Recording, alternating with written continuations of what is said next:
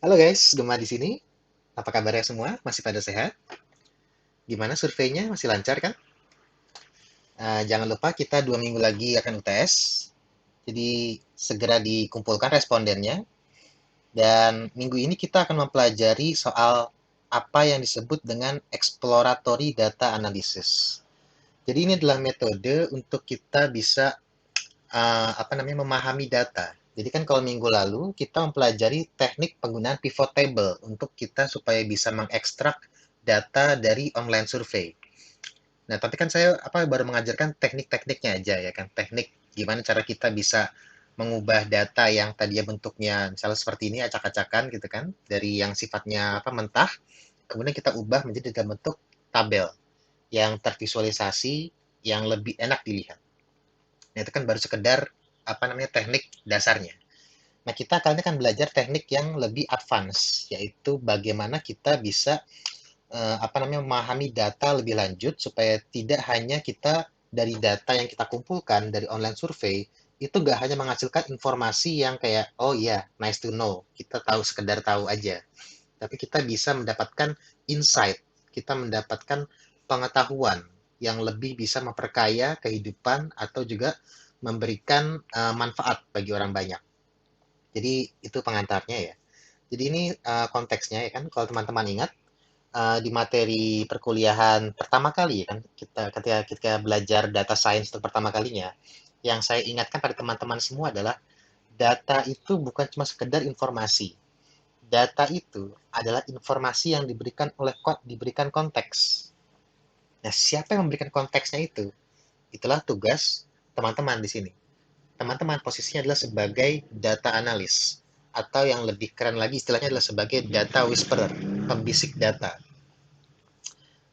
data storyteller, data communicator. Jadi teman-teman tugasnya di sini kan adalah sebagai anak komunikasi yang memberitahukan atau menggali apa yang bisa kita pelajari, yang kita bisa manfaat apa yang kita bisa gali dari sebuah data yang kemudian kita sebarluaskan ke banyak orang. Jadi saya kasih contoh misalnya kan ada data seperti ini. 25 juta orang Malaysia makan nasi sebagai makanan pokok. Nah, coba diperhatikan data ini. Kalau teman-teman diberikan data seperti ini, kira-kira apa yang terbayang oleh teman-teman? 25 juta ini banyak atau sedikit? Dan apa insight yang kita bisa dapat dari data ini? Nah, saya yakin akan sulit untuk bisa menjawab pertanyaan itu, karena kita hanya tahu 25 juta orang Malaysia makan nasi. Tapi kita tidak tahu apa konteks dari 25 juta orang ini.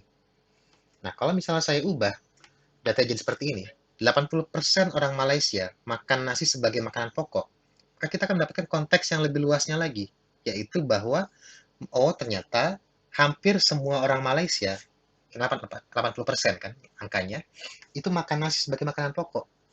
Jadi konteks apa yang kita berikan di data ini, data tadi? Kita memberikan konteks jumlah populasi Malaysia, yang mana ada sekitar 30 juta. Jadi dengan kita membandingkan angka 25 juta temuan ini dengan jumlah populasi Malaysia yang ada 30 juta, kita mendapatkan 80%. Nah, karena kita sudah memberikan konteks, maka data ini menjadi lebih meaningful. Artinya adalah dengan kita memberikan sekedar konteks jumlah populasi aja, kita bisa memberikan makna yang lebih dalam bagi data tadi. Kita bisa mendapatkan pengetahuan bahwa mayoritas orang Malaysia ternyata makan nasi. Artinya adalah kalau kita mau jualan makanan di Malaysia, maka kemungkinan besar kita kalau mau berhasil harus menjual nasi. Karena hampir semua orang Malaysia makan nasi sebagai makanan pokok. Kebayangkan ya, jadi bagaimana data tadi yang tadinya hanya data sifatnya raw alias mentah, kita ubah menjadi punya konteks. Yang kemudian konteks ini kita memberikan insight bagi misalnya kalian atau misalnya bagi orang lain yang ingin membuka usaha makanan di Malaysia. Jadi begitu teman-teman. Ini adalah dasar ya kan, apa yang kita maksud dengan memberikan konteks pada informasi untuk menjadikan data yang insightful atau meaningful. Nah, jadi apa yang dimaksud dengan exploratory data analysis atau disingkat EDA? Jadi pada dasarnya exploratory data analysis itu adalah aktivitas preliminary, aktivitas awal ketika kita mengumpulkan data untuk kemudian kita menyelidikinya, menginvestigasi data secara kritis. Jadi ketika teman-teman melihat data, mengumpulkan informasi dari online survei yang dilakukan sekarang ini, itu informasinya jangan langsung diterima begitu saja, tapi harus diteliti lagi secara kritis. Nah, kemudian ketika kita sudah menginvestigasi data secara kritis, kita bisa menemukan apa yang bisa dianggap sebagai pola, apa yang menjadi anomali. Misalnya ternyata ada angka yang ternyata kita rasa kok terlalu besar ya, untuk misalnya kalian misalnya kan menanyakan pendapatan responden berapa, tingkat pendapatannya berapa. Nah, kemudian ternyata banyak yang menjawab pendapatan mereka 50 juta. Sementara kalian bandingkan dengan usianya mereka, yang mana adalah 25 tahun. Nah, ini kan ada anomali berarti kan. Bagaimana mungkin responden yang mayoritas adalah usia 25 tahun, pendapatannya mayoritas bisa di atas 50 juta per bulan. Ini kan ada sedikit anomali di situ kan. Nah, kemudian juga dengan kita menyelidiki data secara kritis, kita bisa menguji hipotesis. Kita bisa misalkan di awal, jadi itu sebabnya kan kita punya latar belakang masalah. Kita punya latar belakang masalah karena kita ingin bertanya sesuatu, ya kan? Kita ingin menguji dugaan kita terhadap masalah tersebut.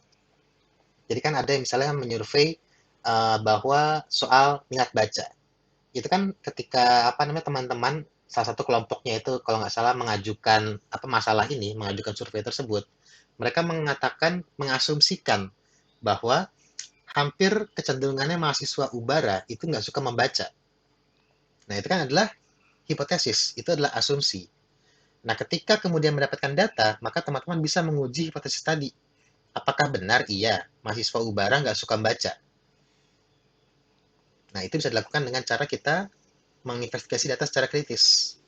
Dan juga yang paling penting dalam konteks mata kuliah ini, dalam konteks apa arahan atau tujuan akhir yang ingin dicapai dari mata kuliah ini adalah agar teman-teman bisa menggali insight dan merangkai cerita dari data. Jadi itu yang dimaksud dengan EDA. Jadi EDA itu kita ibaratkan semacam kita ini kayak ini, Indiana Jones, ya kan? Kita seorang penjelajah. Ibaratkan data itu sebagai hutan belantara, yang dimana di sana ada banyak hal. Tapi belum tentu semua hal yang ada di hutan itu yang kita butuhkan. Karena kan ada banyak banget hal-hal yang di hutan yang mungkin mana itu bisa kita anggap sebagai ya udahlah emang ada di hutan gitu kan. Ada hewan, ada tanaman, ada tanah, ada air, ada bermacam hal gitu kan. Ada banyak hal di situ. Tapi bagaimana kemudian kita bisa menelusuri hutan itu, kita menjelajahi hutannya itu, dan kemudian kita mencari harta karun di situ. Harta karunnya itu adalah story. Setiap data, segimanapun berantakannya, segimanapun jumble-nya, kayak di gambar ini misalnya, itu punya cerita. Pasti punya cerita. Dan tugasnya teman-teman itu adalah menjadi Indiana Jones di sini, menjadi seorang penjelajah, melihat mengembarai hutan ini, mencari tahu kira-kira apa sih cerita yang ingin disampaikan oleh data tersebut. Nah, kuncinya adalah curiosity, rasa ingin tahu. Teman-teman harus punya rasa ingin tahu yang besar terhadap data yang teman-teman kumpulkan. Jadi kira-kira kalau teman-teman mendapatkan data, harus ditanya lagi, apa iya begitu? Kenapa begitu? Kenapa hasilnya adalah mayoritas menjawab A? Kenapa hasilnya adalah hanya sedikit yang menjawab C? Kenapa hanya sedikit orang yang suka membaca? Kenapa banyak orang tidak suka pakai TikTok? Nah, itu kan adalah curiosity, bertanya. Jadi ketika mendapatkan data, ini berfungsi bukan cuma hanya sebagai analis ya kan, tapi juga sebagai di kehidupan sehari-hari.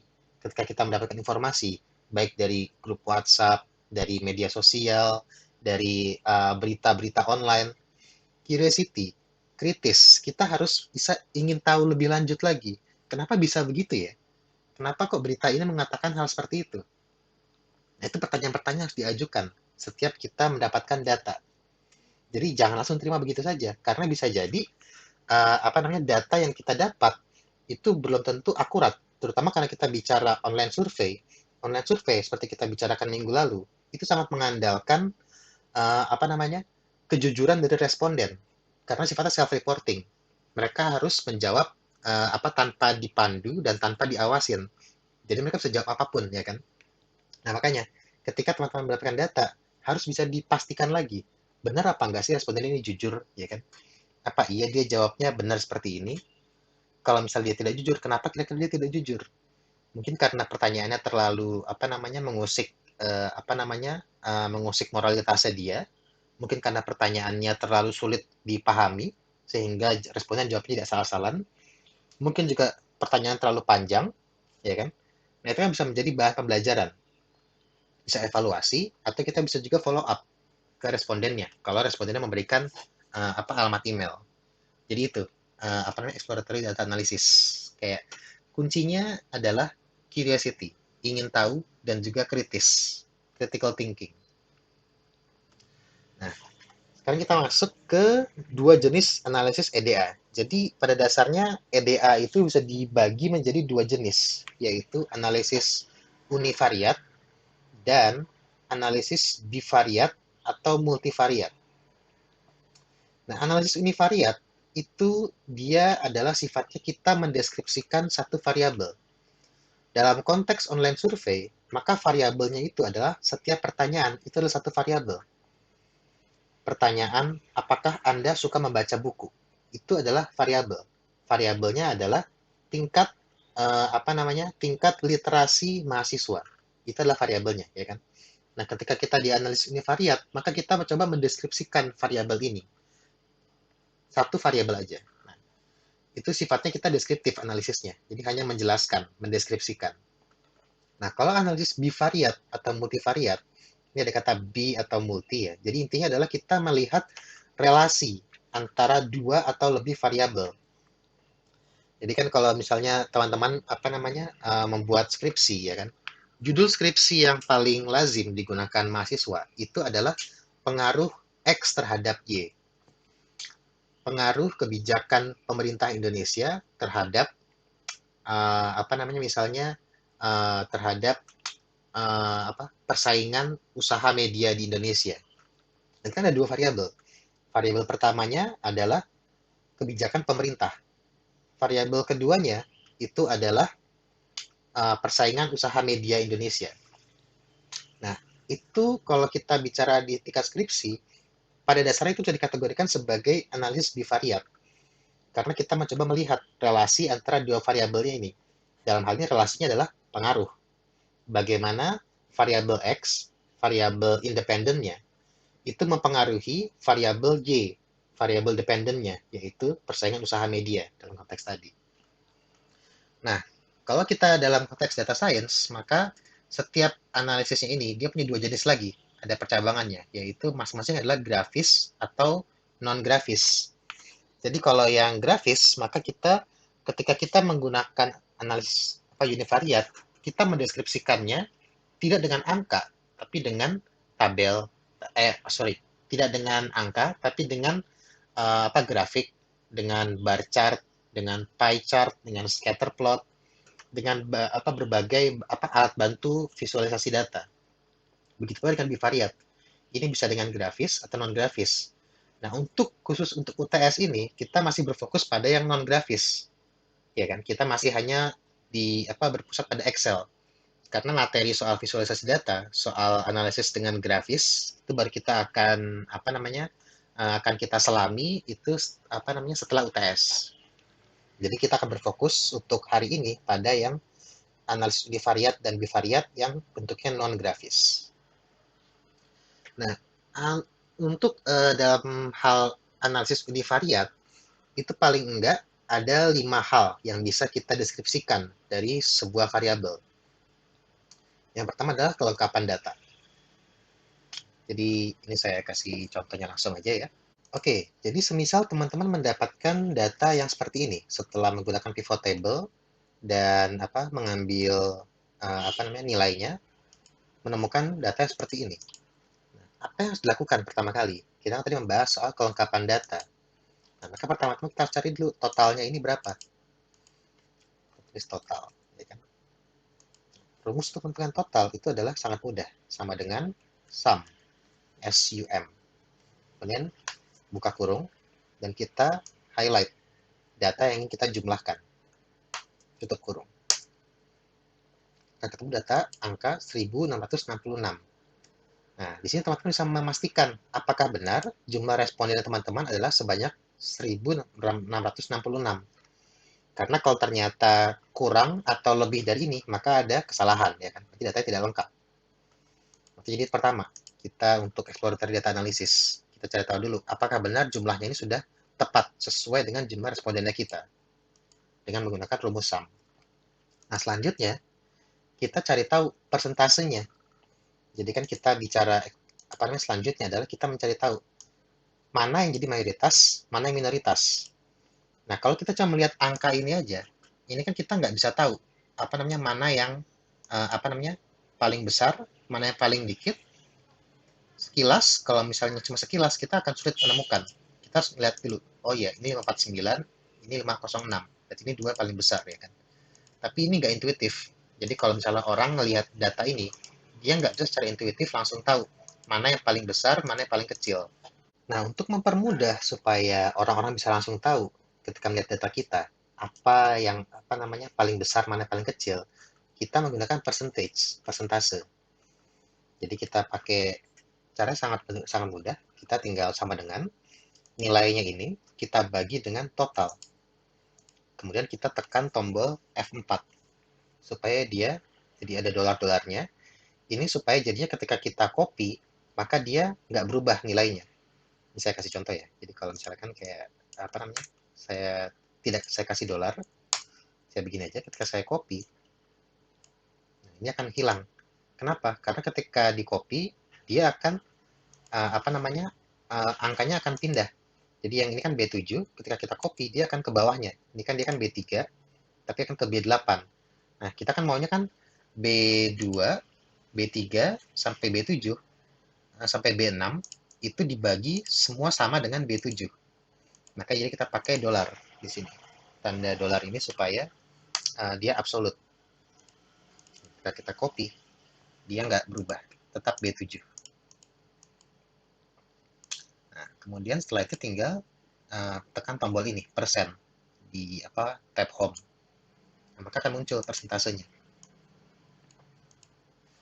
Kita bisa sekalian ke bawah, kita lihat 100%. Nah, kalau kita apa namanya ada persentasenya, itu orang akan lebih mudah tahu.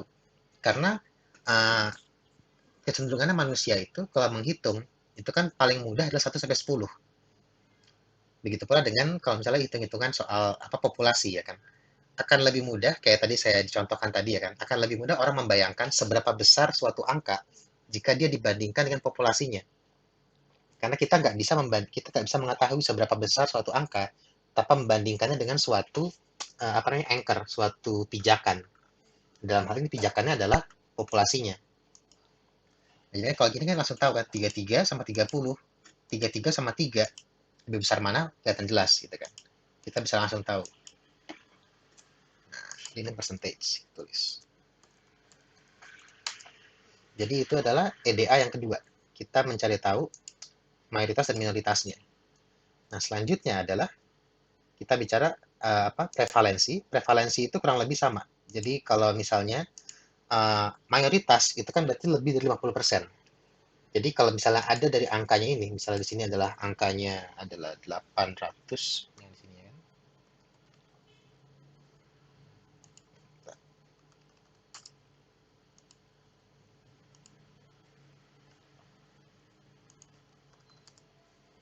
Misalnya saya ubah angka seperti ini. Nah, maka dia kan langsung muncul 50%. Nah, ini kan adalah lebih dari 50%. Jadi kita bisa melihat bahwa mayoritas orang jarang membeli gadget. Dengan ada angka 55%, kita bisa membuat asumsi seperti tadi, ya kan? Bahwa mayoritas respondennya kita jarang membeli gadget. Jadi itu kalau prevalensi itu adalah kalau yang seperti tadi. Jadi prevalensi itu kan adalah kecenderungan. Jadi seberapa sering suatu variabel, suatu jawaban muncul. Jadi kalau misalnya kita bilang ada 33%, maka prevalensi orang yang jarang membeli gadget di responden kita adalah sebenarnya 33%. Jadi kalau kita intinya sih cuma sebatas itu doang. Kalau kita bicara angka di di atas 50%, maka kita bisa bicara mayoritas minoritas. Tapi kalau misalnya tidak ada yang lebih dari 50%, kita bicara soal prevalensi. Soal kemunculan atau frekuensi suatu nilai itu muncul dalam respondennya kita. Nah, yang tidak kalah penting selanjutnya adalah soal ini tadi, pola atau hierarki. Nah, jadi pertanyaan selanjutnya adalah data ini dalam tabel kita ingin tampilkan seperti apa? Apakah urutannya seperti ini atau seperti apa? Ada dua cara kan tentu saja. Kita bisa mensort, kita bisa mengurutkan dari paling besar ke paling kecil dari berdasarkan nilainya, persentasenya. Ini saya hilangkan dulu. Kemudian cara untuk mensort atau mengurutkan itu hanya tinggal kita masuk ke data. Kemudian ada sini ada tabel sort and filter. Kita bisa urutkan dari yang paling besar dari Z ke A. Paling besar ke paling kecil. Kita kembalikan tadi ya.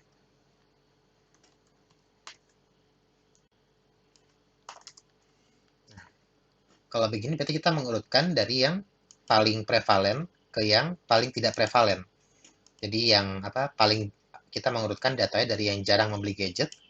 Jadi yang kecenderungannya yang paling prevalen di antara responden kita adalah mereka jarang membeli gadget. Ini kalau kita membuat tabel seperti ini, maka itu kira-kira cerita yang akan kita sampaikan. Nah, tapi ada cara kedua. Kalau misalnya nilai dari jawaban kita itu sifatnya adalah hierarkis atau kuantitatif, maka kita bisa mengurutkan berdasarkan value dari jawabannya. Jadi kan di sini kan maksudnya adalah ini kan jarang dan sangat jarang, ini kan ada hierarkinya. Sering itu berarti dia nilainya lebih tinggi daripada rutin misalnya. Rutin dia lebih tinggi daripada sangat jarang. Jadi teman-teman kalau misalnya udah pernah belajar soal variabel ya kan, maka artinya adalah misalnya di sini kita bisa mengurutkan dari sangat sering ini adalah paling tinggi ya kan, dia 5, sering 4, rutin 3, jarang 2, sangat jarang 1. Ini yang disebut dengan mengkuantifikasikan data kategorikal. Karena emang kebetulan datanya ini memang bisa dikuantifikasikan. Ya kan? Karena kalau orangnya sangat sering, itu pasti dia lebih tinggi daripada sering nilainya. Nah, kita juga bisa mengurutkan seperti ini.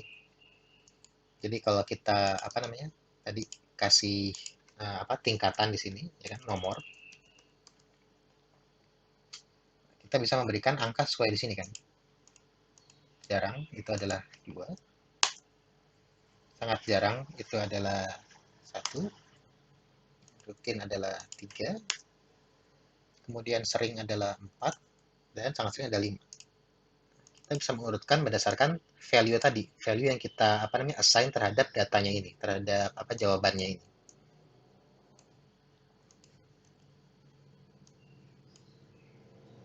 Sort dari paling besar ke paling kecil. Jadi yang kita urutkan. Nah, kalau misalnya kita buat tabel yang bentuknya seperti ini, maka story-nya kira-kira kurang lebih adalah kecenderungannya orang-orang ya bentuknya adalah jadi piramida ya kan.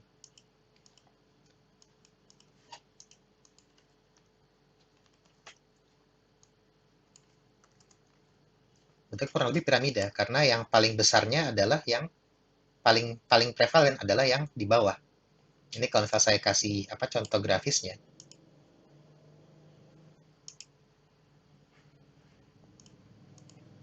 Nah, bentuknya seperti ini ya kan. Story-nya akan beda jadinya. Kalau misalnya kita dengan cara yang tadi. Kita urutkan berdasarkan ininya.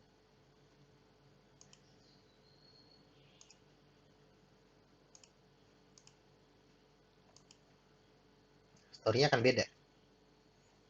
Piramida terbaliknya. Jadi makanya ketika kita mengambilkan sebuah data, walaupun dalam bentuk tabel, kita belum bicara soal grafis, kita harus punya tujuan kira-kira. Teman-teman mau menampilkannya urutan seperti apa? Apakah berdasarkan value-nya, value jawabannya, atau berdasarkan value dari ini ya, pilihan jawabannya. Tapi bisa berlaku pada yang sifatnya kuantitatif, yang sifatnya bisa dikuantifikasikan. Nah, kalau datanya kualitatif, misalnya kayak ini diganti menjadi merek gadget.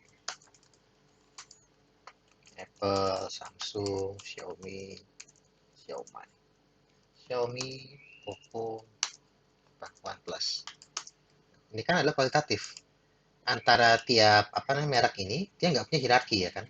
Kita nggak bisa apa namanya langsung mengatakan secara objektif bahwa misalnya Apple dia lebih baik daripada Samsung. Apakah Samsung lebih baik daripada Xiaomi? Dari segi penjualan mungkin iya, tapi dari segi mereknya aja kita nggak bisa memberikan secara objektif value mana yang lebih tinggi nilainya. Maka ini bisa dihilangkan. Jadi bisa diurutkannya berdasarkan tadi itu mayoritas minoritas. Oke, diurutkannya berdasarkan value ininya aja jadinya.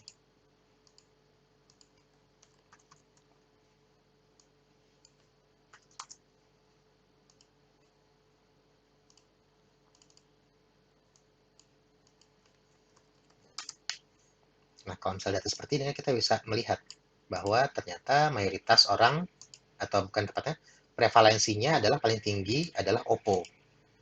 Di deskripsi seperti itu. Jadi kalau misalnya apa dibuat urutan seperti ini, kita memudahkan bagi apa namanya orang yang membaca datanya untuk mengetahui kira-kira cerita apa yang disampaikan oleh datanya ini. Ini kan walaupun belum ada grafisnya, ya kan kita belum pakai grafis, belum pakai bar chart, kita bisa langsung tahu ini yang paling tinggi karena dia ada di paling atas, ini yang paling rendah karena dia ada di paling bawah. Jadi posisi menentukan di mana menempatkan angkanya itu menentukan. Maka jadi intinya adalah di UTS nanti yang saya harapkan dari teman-teman adalah setiap jawaban itu dibuat bentuknya seperti ini. Jadi jangan hanya sekedar apa namanya ya cuma ngambil aja kayak gini doang. Karena kalau cuma begini, misalkan apalagi kalau nggak diurutkan, maka kita nggak bisa tahu apa-apa. Apa sebenarnya yang ingin disampaikan oleh angkanya ini. Tapi kalau ada seperti ini, kita akan memudahkan bagi apa siapapun yang membaca datanya untuk langsung tahu apa story yang ingin disampaikan oleh data tadi. Gitu. Nah, ada juga yang namanya kalau di univariat masih di univariat itu adalah scoring. Jadi kan teman-teman ada yang pakai apa namanya linear scale ya kan. Linear scale itu jadi kayak yang apa namanya seberapa bersih kampus Ubara misalnya kan. Nah, itu kan ada yang 1 sampai 5 misalnya. Nah, ini juga ada apa namanya kan dua cara untuk bisa apa namanya memberikan apa mendeskripsikan variabel ini tingkat kebersihan.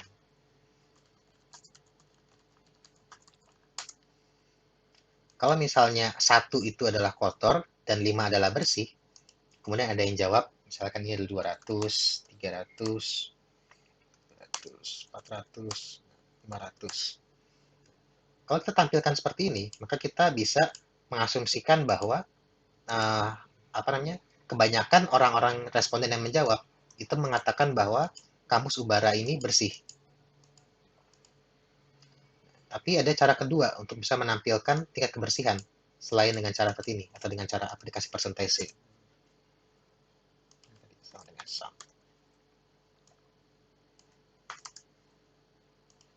Hmm, tadi dibagi sama ini dikasih F4.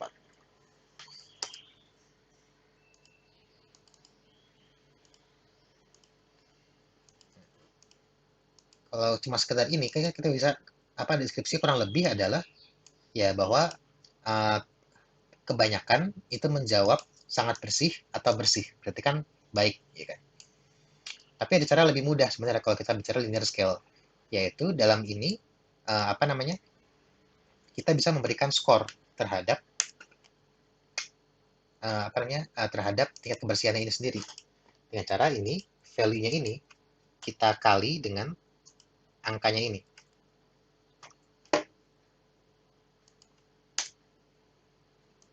Loh, ada persen.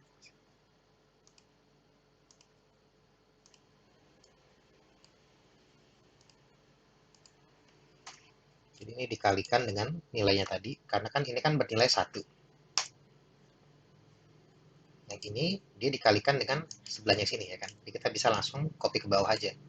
Kita mengikuti B11 dikali A11, ini B12 dikali A12. Kayak gitu kan. Kita totalkan.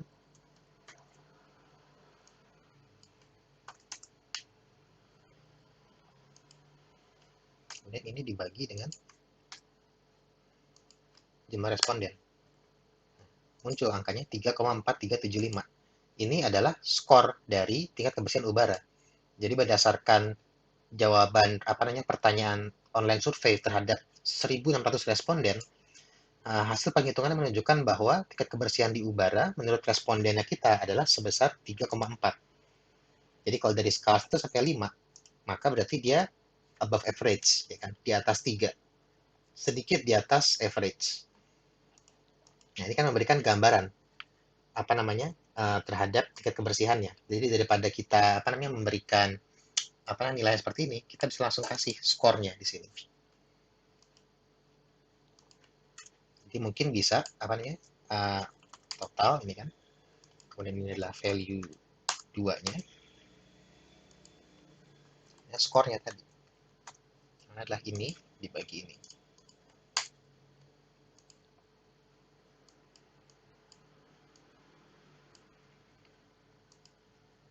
Oke. Jadi itu ya. Ini kurang lebih kalau kita bicara linear scale, skala linear. Jadi intinya gitu ya teman-teman.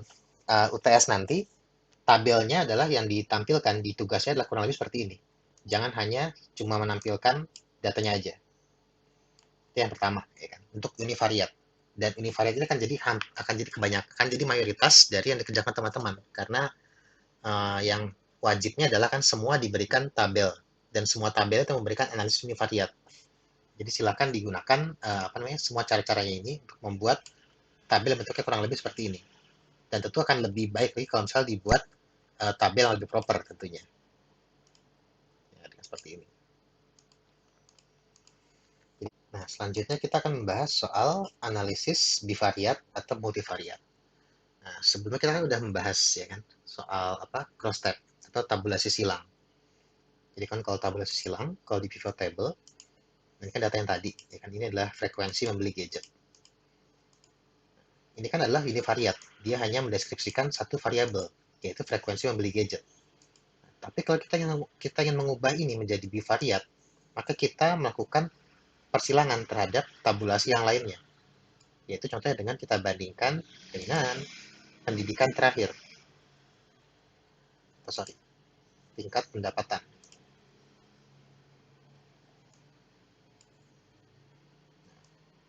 Ini kita membandingkan dua variabel di sini. Variabel pertama adalah frekuensi membeli gadget. Variabel yang kedua adalah tingkat pendapatan.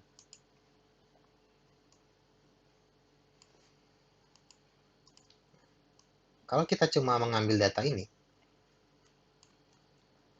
kita pindah ke sheet yang baru ya kan. Ini kan akan menjadi sebuah tabulasi silang. Jadi hanya mengambil data kita yaitu adalah level satunya. Kita hanya melihat bagaimana hubungan antara dua variabel ini. Tentu selanjutnya adalah tingkat selanjutnya adalah ya kan ada kalau teman-teman melihat di UTS-nya itu aspek penilaian adalah kedalaman analisis cross tab. Jadi ada tiga, kalau bagi penilaian saya ada tiga level kalau kita mau melihat kedalaman analisis cross tab-nya. Yang pertama ada tentu seperti ini aja. Jadi standar dari raw data langsung dipindah ke ke tabel.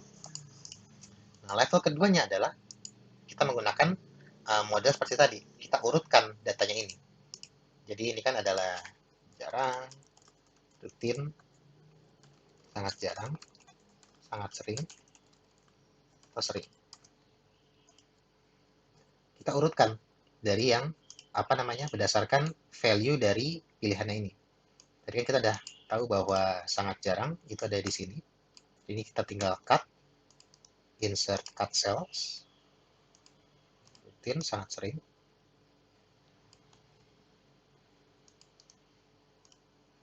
Ya, salah. Kita pindah ke sini. Selanjutnya adalah pendapatan ini kan juga dia hierarkis. Ada yang 1 sampai 2 juta, ini kan tentu di bawah 2 juta sampai 7 juta. Belum bekerja ini kan 0. Kita bisa sederhanakan. 13 sampai 20. 2 sampai 7 juta, 20 sampai 40 juta. Kemudian kita urutkan. Pindah ke atas.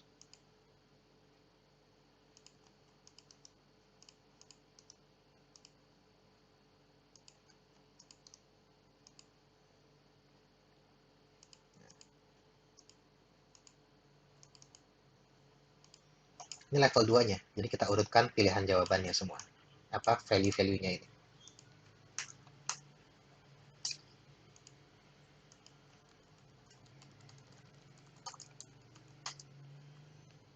Kalau sini kita kan bisa melihat apa namanya? Ada apa namanya? Angkanya ini. Dari yang frekuensi membeli gadgetnya sangat jarang, itu kecenderungan adalah angkanya dia pendapatannya 0. Flash pendapatan. Nah, kira-kira kan kalau kita melihat data ini, kita bisa memberikan analisis bahwa orang yang pendapatannya 0, pendapatan per bulannya 0, alias nggak bekerja, itu sangat jarang dan jarang. Nah, orang yang pendapatannya apa ya, di atas 7-13 juta, bisa lebih tinggi angkanya. Nah, kemudian teman-teman juga bisa perhatikan di sini, ini apa namanya, yang di atas 13 sampai 20 juta, ini jumlahnya kan sangat kecil. Coba perhatikan, yang 20 sampai 40 juta misalnya, cuma ada 10 orang. Sementara yang lebih dari 40 juta, cuma ada 3 orang. Artinya kan adalah ini yang disebut dengan outlier. Jadi data yang sifatnya pinggiran. Yang mana ini akan apa namanya, kalau kita biarkan begitu aja, dia akan apa namanya, merusak apa namanya, penampilan datanya nantinya. Jadi kalau misalnya saya buat jadi apa, grafis. Nah, data grafis. Nah, ini kan kecil sekali jumlahnya kan. Sementara yang apa namanya, 0 sampai apa namanya, 2 sampai 7 juta ini sangat besar. Nah, supaya kita bisa apa namanya, nantinya kalau supaya ketika kita visualisasikan, dia terlihat lebih apa namanya, estetik dan juga lebih bisa meaningful, maka data yang outlier ini kita gabungkan dengan yang di atasnya. Jadi artinya, karena kita melihat bahwa populasi atau responden yang pendapatan di atas 20 juta sangat kecil, maka kita ubah yang di sini jadi lebih dari 13 juta. Nah, dan kemudian data ini digabungkan ke atasnya. Jadi yang 5 ini kita masukkan ke atas. Jadinya 18. Jadinya 5. Dan ini jadinya 4. Saya lihat sum di sini ya. Ini sudah dihapus. Jadi ini adalah level 2. Level 2 itu adalah setelah kita cross tabulasikan, setelah kita lakukan apa, bivariate analysis, melihat relasinya itu, kemudian kita rapikan, kita cleaning, kita urutkan berdasarkan apa jawabannya, dan kemudian kita apa namanya, kita hilangkan outliernya. Jadi supaya dia terlihat full seperti ini. Nah, itu level 2 untuk soal kedalaman analisis cross tabulasi. Nah, yang ketiga adalah kita melihat korelasi dan kovarian. Jadi kovarian dan korelasi ini apa, sama-sama mirip sebenarnya. Jadi baik korelasi dan kovarian itu adalah apa namanya, nilai yang menentukan seberapa kuat dependensi atau keterhubungan antara satu variabel dengan variabel yang lainnya. Jadi ini saya kasih contoh ya, kalau apa yang maksud dengan korelasi. Ini ada berita ya kan. Nah, ada headline mengatakan seperti ini. Frekuensi orang minum alkohol itu meningkat seiring dengan pendapatan. Artinya adalah semakin banyak orang, apa namanya, semakin besar pendapatan seseorang, maka semakin besar kemungkinannya dia akan minum alkohol. Nah, dia tabel seperti ini. Nah, ini adalah yang disebut dengan korelasi. Jadi artinya terdapat korelasi positif antara frekuensi minum alkohol dengan tingkat pendapatan. Sehingga semakin besar pendapatan, maka semakin besar frekuensi orang minum. Itu namanya korelasi. Jadi variabel apa, frekuensi minum alkohol sama frekuensi tingkat apa namanya, variabel tingkat pendapatan itu memiliki korelasi yang kuat secara positif. Yang mana kalau satu variabel meningkat, maka variabel lainnya juga akan meningkat secara proporsional. Itu korelasi. Nah, kalau kovarian itu biasanya dia lebih apa namanya, lebih kompleks dan dia tidak ada apa namanya, karena kalau kovarian itu kita cuma bicara soal hubungan antara dua variabel dan bagaimana perubahan satu variabel mempengaruhi variabel yang lainnya. Tapi dia tidak punya standar spesifik. Sehingga makanya kalau biasa kalau dalam analisis data yang namanya kovarian jarang digunakan. Jadi yang kalian apa teman-teman paling nggak harus bisa tahu dan pahami adalah korelasi dulu. Jadi itu korelasi ya, apa namanya melihat hubungan antara dua data. Nah, jadi kalau misalnya dalam contoh tabel tadi, ya kan? Nah, kita mau coba melihat bagaimana korelasi antara frekuensi membeli gadget dengan tingkat pendapatan. Jadi hipotesanya kan kalau kita asumsi bahwa kalau orang makin kaya harusnya dia makin sering dong beli handphone, ya kan? Tapi kalau orang yang apa namanya biasanya pendapatannya kecil di bawah 2 juta, maka dia akan sangat jarang beli handphone. Itu kan asumsinya, ya kan? Nah, gimana cara kita membuktikannya? Kita pakai rumus korelasi. Jadi kalau di Excel ada namanya sama dengan korel. Nah, ini untuk bisa menghitung korelasi antara dua variabel. Nah, variabel yang dihitung itu kan adalah antara ini dan juga ini. Jadi variabel apa? Jumlah frekuensinya ini, jumlah orang yang mengatakan sangat jarang dengan tingkat pendapatan mereka. Nah, tapi kan di sini tingkat pendapatannya dia sifatnya masih apa namanya karena kita menggunakan pertanyaannya yang sifatnya kategorikal, nggak menanyakan secara apa namanya terbuka. Jadi kita harus mengotak-atik ini, kita ngakalin. Gimana caranya supaya apa data ini yang sifatnya kategorikal bisa jadi kuantitatif. Caranya kurang lebih sama seperti yang sebelumnya. Jadi di apa namanya 0 sampai ini kita kasih nilai, kita kasih angka 1 sampai 5. Kita kasih rumusnya. Korel antara ini kan. Jadi ini merepresentasikan pendapatan. 1 berarti yang apa 0, 5 berarti sangat besar, di atas 13 juta. Jadi semakin tinggi angkanya semakin besar pendapatan. Itu representasi dari angka ini. Kemudian kita kasih bandingkan dengan ini, frekuensi yang variabel sangat jarang. Nah, hasilnya adalah minus 0,9 minus minus 0,9. Ini gimana kita apa namanya? Kita berikan dan kita copy ke kanan.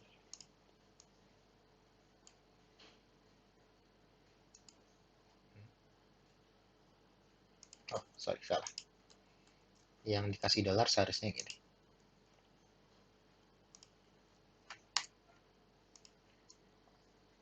Nah, ini adalah nilai dari korelasi dari setiap apa namanya setiap variabelnya ini.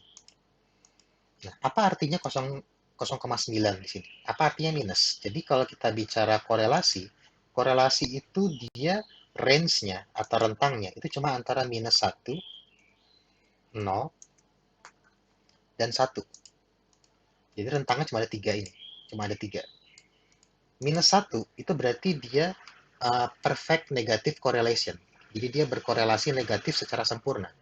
Artinya adalah kalau kita melihat angka korelasinya minus, maka dia kebalikannya. Jadi semakin kecil pendapatan, maka semakin banyak yang menjawab sangat jarang. Jadi angka seperti itu kan. Karena semakin kecil angkanya, maka semakin besar yang jawab sangat jarang. Nah, kalau misalnya angkanya 1, itu artinya dia perfect positive correlation, korelasi positif sempurna. Jadi kalau misalnya kita ubah angkanya ini jadi 5, 4, 3, 2, 1, maka dia akan jadi 0,9. Karena dia berarti semakin besar angkanya di sini, maka semakin besar juga angkanya di sini. Kebayang nggak kira-kira? Itulah, itu namanya korelasi. Nah, kalau 0, berarti dia tidak punya korelasi sama sekali. Jadi artinya adalah data yang memiliki korelasi itu adalah data yang nilai korelasinya itu mendekati angka 1 atau mendekati angka minus 1. Nggak masalah soal korelasi negatif atau positif. Yang penting adalah korelasi. Jadi kalau misalnya kalian menemukan angka seperti ini, maka kalian menemukan korelasi yang sangat kuat. Karena dia hampir 1 ini kan, 0,9, 0,97 apalagi kan. Jadi inilah level 3 dari analisis cross tabulasi. Kalian harus mengidentifikasi dari sekian banyak variabel pertanyaan yang kalian kumpulkan, mana yang punya korelasi. Artinya adalah kalian coba satu-satu. Jadi semua datanya ini, kalian dari pivot, ini kalian eksperimen semuanya. Jadi kalian bandingkan variabel antara misalnya jenis pekerjaan, dengan seberapa sering membeli gadget.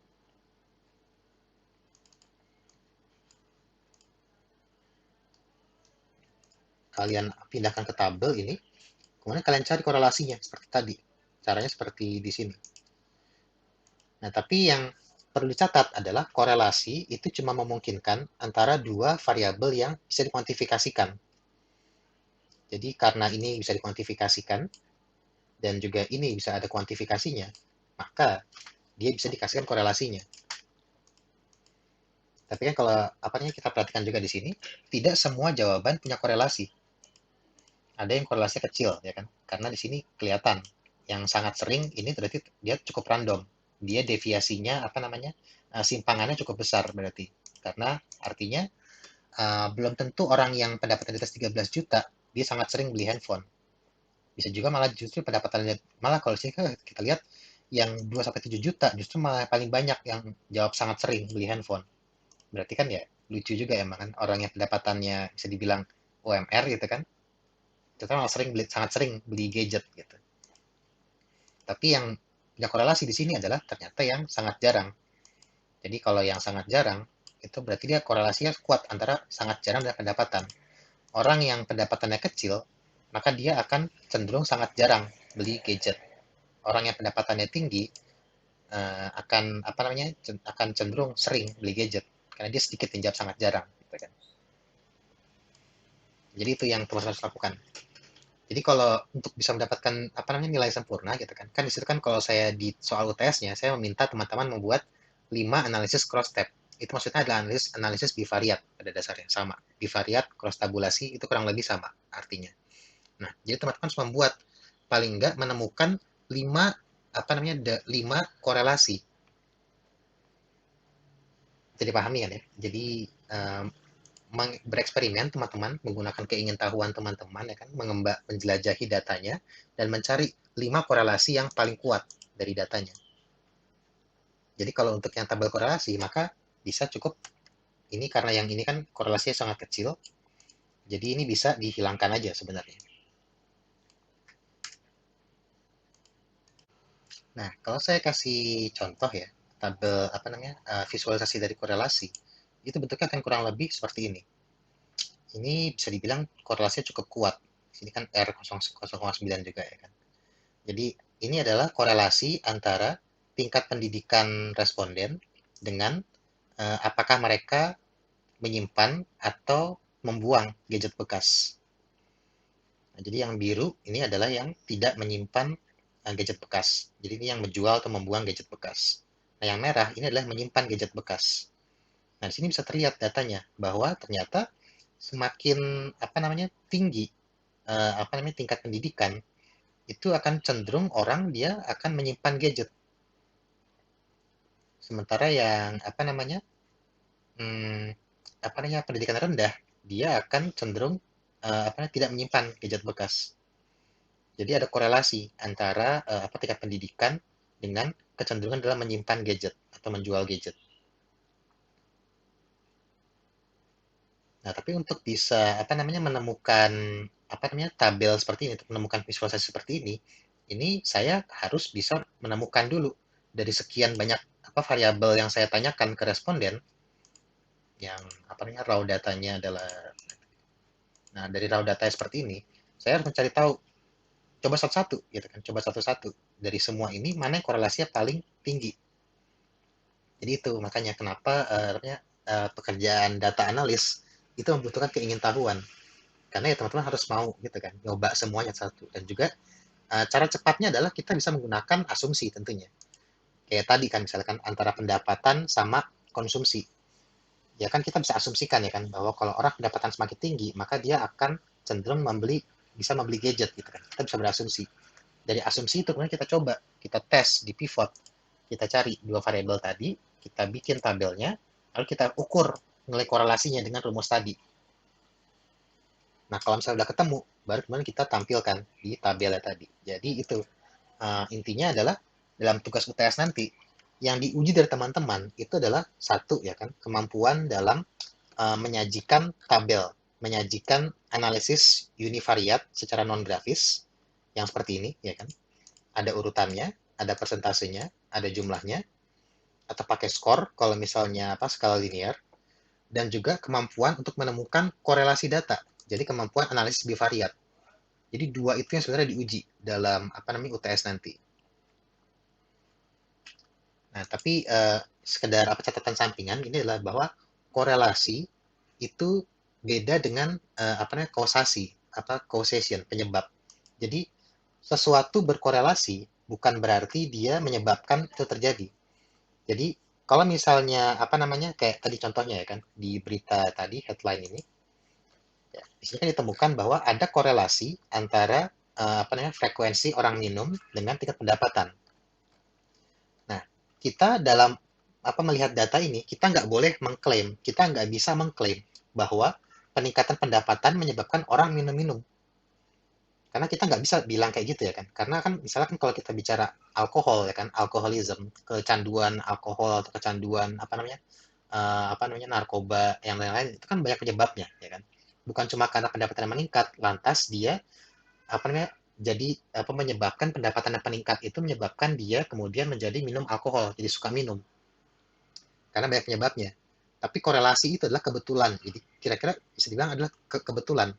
Kebetulan kita melihat dari populasinya ini bahwa orang yang pendapatannya tinggi ternyata dia suka minum. Sementara orang pendapatannya rendah, dia jarang minum. Itu namanya korelasi. Jadi korelasi itu tidak menjadi sebuah sebab akibat. Hubungan korelasi tidak sama dengan hubungan sebab akibat. Nah, itu kurang lebih phrase yang lebih tepat ya. Itu sampingannya. Jadi itu demikian materi untuk hari ini. Saya mengharapkan teman-teman banyak bertanya ya khususnya untuk materi hari ini karena ya untuk materi hari ini saya sebenarnya kurang bisa menjelaskan secara lebih gamblang karena saya pribadi juga mempelajari ini semua secara otodidak dan secara intuisi juga menggunakan karena emang pada dasarnya namanya EDA itu dia sifatnya sangat intuisi banget, intuitive base. Jadi benar-benar insting teman-teman sebagai seorang analis ini sangat diperlukan karena emang nggak ada sebenarnya standar bakunya dalam melakukan exploratory data analysis. Namanya juga exploratory kan. Kita berjelajah, kita menelusuri. Tidak ada standar bakunya di sini. Saya cuma bisa memberikan beberapa tips-tips dan juga pengalaman yang pernah saya gunakan dalam pekerjaan sebagai data analis dan juga beberapa teori-teori yang sedikit singkat. Maka jadi emang ini sebenarnya belum bisa dibilang saya nggak bisa menjelaskan secara gamblang makanya. Jadi, maka teman-teman saya harapkan memberikan pertanyaan sebanyak-banyaknya nggak masalah di Slack supaya teman-teman nanti bisa maksimal ketika mengumpulkan tugas ujiannya nanti. Ya, tanyakan ajukan di Slack ya. Tolong gunakan kesempatan dengan baik. Itu saya berikan Slack itu kan juga tujuannya supaya teman-teman bisa berkomunikasi dengan saya kapanpun gitu kan. Jadi jangan ragu-ragu untuk bertanya, jangan ragu-ragu untuk berdiskusi juga sama teman-teman. Jadi kalau teman-teman sebenarnya kalau mau berdiskusi nggak masalah, asal diskusinya berkaitan sama materi data science. Jadi bikin thread di Slack itu boleh aja. Kalau teman-teman mau diskusi di situ. Nah untuk minggu ini karena kita kan udah sama kayak minggu lalu, kita menyiapkan untuk UTS, jadi kita absennya sama seperti minggu lalu, kita pakai Google Form ya di bit.ly/absensi science data. Benar kan?